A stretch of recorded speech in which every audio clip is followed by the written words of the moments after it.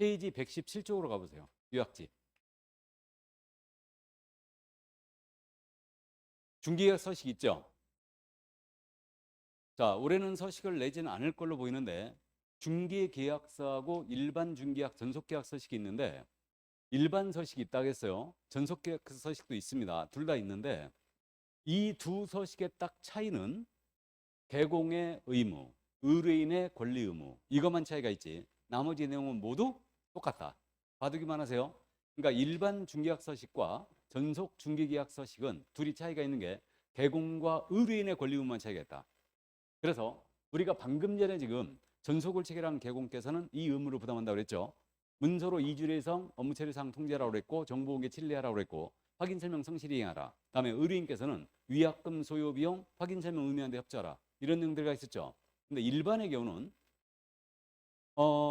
일반 계약서에는 개공께서는 이 거래가 조속히 이루어지도록 성실히 노력하라. 이런 내용만 들어가 있고 그다음에 의뢰인께서는 다른 경우에 타도 의뢰할 수 있고 확인 설명 의무한 데 협조하라. 이런 내용 들어가 있어요. 둘 다 이건 똑같죠? 알아보시겠어요? 그러면 나머지 내용은 서식에 다 똑같다는 얘기예요. 그러니까 3조 유효기간 쓰는 난 똑같습니다. 3개월 원칙. 이거 당사자비로 변경할 수 있고요. 중개보수 쓰는 난 똑같고요. 그 다음에 손해배상 책임난 똑같습니다. 중개보수를 과다 수령해서는 차액 환급하고 확인 설명 소리하여 그 재산상 피해를 받지 하게 되면 그 손해를 배상할 책임이 있다. 그래서 손해배상 책임 똑같고요. 이 밖에 여기서 정하지 않은 사항은 특약을 정할 수 있다. 이건 똑같고요. 그다음에 두 통을 작성해 각자 서명 또는 날인 후 한 통씩 보관한다. 이거는 똑같습니다. 이게 앞면의 내용이에요. 다음 뒷면의 내용. 중개계약서 뒷면 내용은 크게 권리 이전용, 권리 취득용이 나눠져 있고 권리 이전용은 매도나 임대를 의뢰받았을 때 여기다 물건에 대한 현황을 기재하는 거죠. 그럼 권리 취득용은 매수나 임차를 의뢰받았을 때 어떤 물건 원하는지를 기재하는 거예요. 그러면 매도나 임대를 의뢰받는다. 물건에 대한 현황 기재합니다. 그러니까 이거 암기하지 말고 감을 잡는데 소유자가 누군지 기재해야 되죠. 물건의 표시 기재하는데 이게 토지라면 소지면 지도를 기재하고 건축물하면 소재지 건축연도 면적 구조 용도를 기재합니다. 그다음에 은행융자 권리금 제세금과 월 임대료 보증 관리비를 기재하게 돼 있고 권리관계 기재합니다. 그다음에 규제 및 제한 사항 기재합니다. 그다음에 중개 의뢰 및 기재예요. 기타 사항을 기재하게 돼 있고 여기 취득용에는요 희망자가 꼭 들어가야 된다고 그랬죠. 그러니까 희망 물건의 종류, 희망 가격, 희망 지역, 희망 조건 이게 종가지조라고 그랬죠. 종갓집 며느리는 지조가 있어야 된다. 그래서 이렇게 이해하시고 중개보수표는 어느 경우든 수록을 해야 됩니다. 됐습니까? 여기까지. 이게 바로 중개계약제도였어요. 자, 그래서 서식까지 모두 한꺼번에 다 봤고요. 그러면 따끈따끈할 때 여기까지 문제를 확인해 볼까요? 자, 문제지 72쪽 대표 문제 보겠습니다. 자, 28회 때 기출로 되어 있는데 대표 유형 공인인사법령상 일반 중개계약을 한 설명으로 옳은 것 그랬습니다. 1번 일반 중개계약서는 국토교통부 장관이 정하는 표준 서식을 사용해야 된다. 이 사용은 없다고 그랬죠. X. 2번 중개 의뢰인은 동일 내용의 일반 중개계약을 다수의 개업공사와 체결할 수 있다. 맞아요? 일반 중개계약이니까 다수의 개업공과 의뢰인 체결할 수 있죠. 그래서 2번 정답이에요.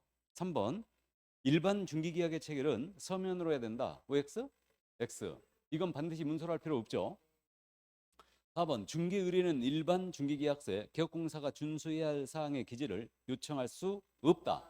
있다죠. 요청할 수 있죠. 물가 수준 준수사항을 기재를 요청할 수 있죠. 다음 5번입니다. 개업공사가 일반 중개계약을 체결한 때는 부동산 거래 조망에 중개사물에 대한 정보를 공개해야 된다. 공개할 의무 있어요 없어요? 이런 의무는 없다. 전속 시에는 정보 공개 의무가 있죠. 근데 일반 시에는 공개 의무가 없습니다. 아 근데 이거 28회로 돼 있는데 왜 이렇게 문제가 낯서냐? 처음 보는 문제 같네. 수정한 것 같은데 느낌이. 네, 총기가 흐려져 가지고 요즘. 자, 그래서 좋습니다. 자, 그럼 2번 문제 더 보겠습니다. 전속 중개기에 대한 설명으로 틀린 것은 그랬어요. 22회 기출로 돼 있네요. 1번입니다. 개업공사는 체결된 전속 중개계약서를 3년간 보존해야 된다. 3년간 보존에 밑줄 그어 나가야 되죠. 2번 질문. 중개 의뢰인이 전속계약의 유효기한 내 스스로 발견한 상대방과 직접 거래한 경우 중개 의뢰인은 계약공사에게 중개보수 50%를 지불할 의무가 있다. OX, X. 50%미 내에서 50%미 내에서 소요 비용을 지급하는 거죠. 조심해서 이거 50%를 지급하는 거 아니에요. 50%미 내에서 소요 비용을 지급한다. 2번 틀렸어요. 정답이었고 작년 문제도 이게 정답이었어요. 작년 문제도. 3번 중개 의뢰인과 계약공사는 전속 중개가 유효기한을 3개월 이상으로 약정할 수 있죠. 맞고 4번 전속 계약을 체결한 계약공사는 중개 의뢰인에게 2주의 1회 이상 중개 업무 체결 상황을 문서로서 통지해야 된다. 맞습니까? 5번 지문. 계약공사가 중개사물의 정보를 일간신문에 공개한 때는 지체 없이 중개 의뢰인에게 그 사실을 문서로 통지해 줘야 되죠. 맞습니다. 자, 그래서 정답은 2번이었습니다. 자, 그럼 1번 문제는 기본 문제니까 여러분들 풀어보시고 이제 2번 문제 갑니다. 일반 중개에 대한 설명으로 옳은 것. 바로 지문 연습이요. 1번입니다. 일반 중개계약의 의뢰를 받은 계약공사는 일반 중개계약서를 작성하여 교부해야 된다. 작성하여 교부해야 된다. OX, X. 작성 교부는 없다. 2번 질문. 중개 의뢰인의 작성 요청에 따라 일반 중개계약서를 작성 교부하지 않은 계약공사는 6개월의 범위 내에서 업무 정지를 받을 수 있다. OX, X.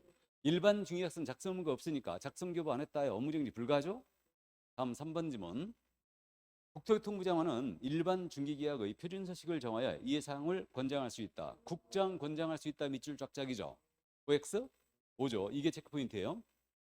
그럼 정답이고 4번 계약공사는 일반 중개사 작성 후 이에 서명 및 날인해야 한다. 밑에 X 나가야 되죠. 서명 또는 날인이에요. 우리 서명 및 날인할 서는 두 가지뿐이라는 거 기억하고 있죠? 뭐예요? 확인설명서하고 거래계약서. 나머지는 전부 다 서명 또는 날인이에요. 자, 그래서 4번 틀렸고 5번입니다. 계약공사는 중개 의뢰인의 비공개 요청이 없는 한 중개사물에 대한 정보를 공개한다. 정보를 공개 밑줄 긋고 X 나가버려야 되죠. 일반 중개계약은 정보 공개 의무가 있다 없다? 없어요. 그래 틀렸죠. 정답 3번이었습니다. 자, 넘어갑니다. 3번 문제.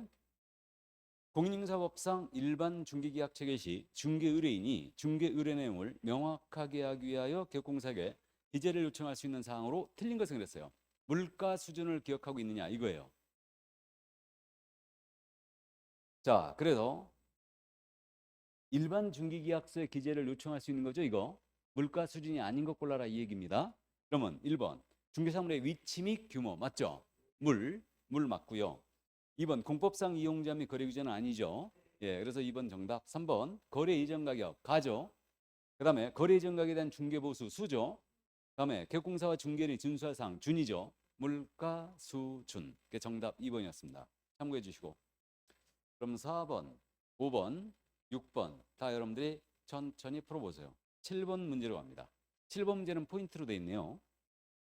가겠습니다.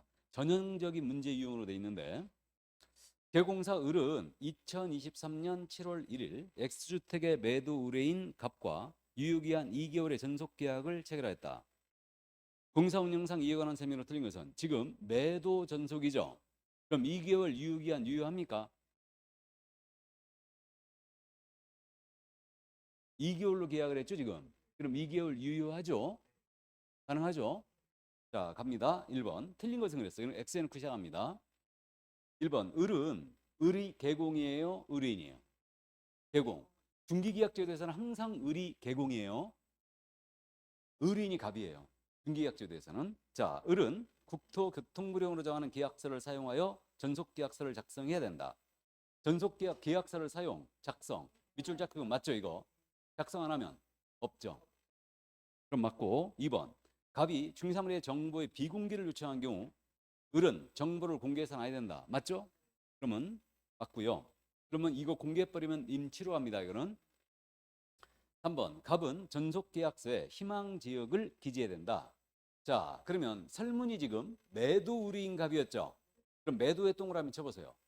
그리고 3번 지문에 희망지역을 밑줄 쫙 끄면 OX, X죠. 매도 의뢰 받았으니까 이거 희망지역을 기재할 일이 있다 없다? 없어요. 매수 의뢰 받았을 때 이걸 기재하죠.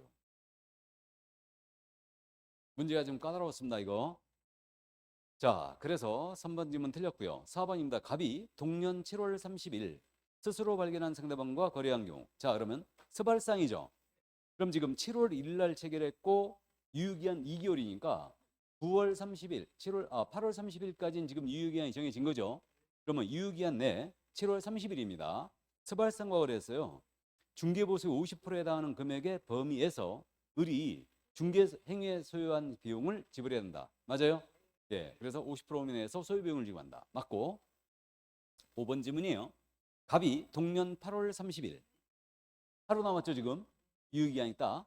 그럼 8월 30일 다른 개업공사 병에게 중개를 의뢰하여 거래한 경우 갑은 을에게 중개보수에 해당하는 금액을 위약금으로 지불해야 한다. 알아보시겠어요? 다른 개공한테 의뢰했죠. 그리고 위약금 이때는 지불해야 한다. 중개보수에 해당하는 금액으로 위약금 물어줘야 돼요. 자, 그래서 정답은 3번이었습니다. 자, 좋았어요. 여기까지. 그럼 8번